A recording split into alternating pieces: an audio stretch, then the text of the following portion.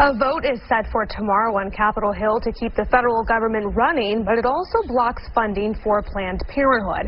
The spending plan would keep the government operating through December 11th. Now the battle over funding for Planned Parenthood reignited after a series of those undercover videos were released by an anti-abortion group.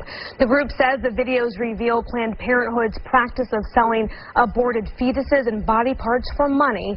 Planned Parenthood maintains those videos were illegally recorded, heavily edited, and misleading. Democrats are expected to oppose the bill because it blocks federal funds to Planned Parenthood for 1 year.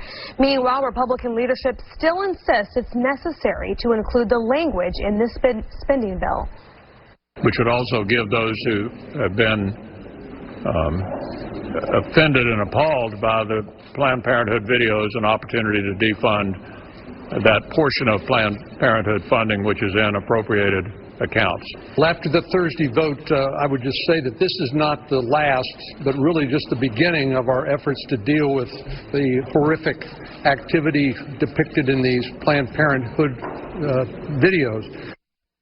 President Obama has urged Congress to do whatever is necessary to avoid a government shutdown, but he has also promised to veto any bill that defunds Planned Parenthood.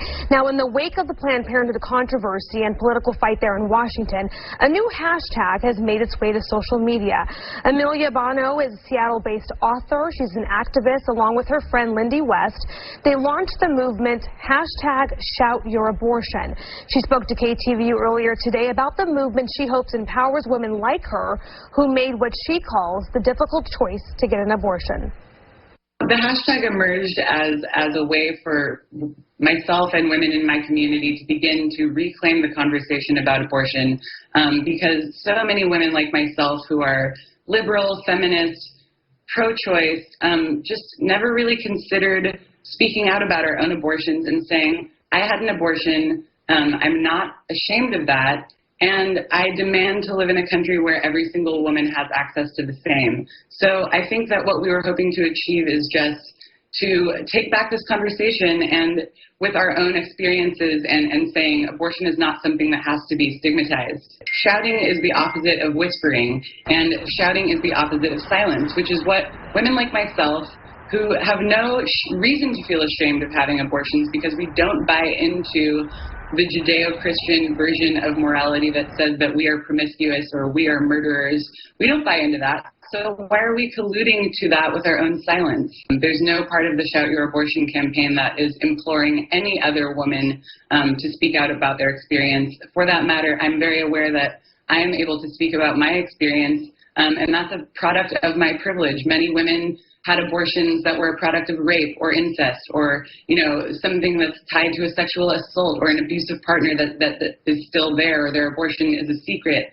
Or maybe it's just something that they feel any one of the complex negative emotions that sometimes accompany this procedure. It's different for everyone. And I'm not trying to take anyone else's experience away from them.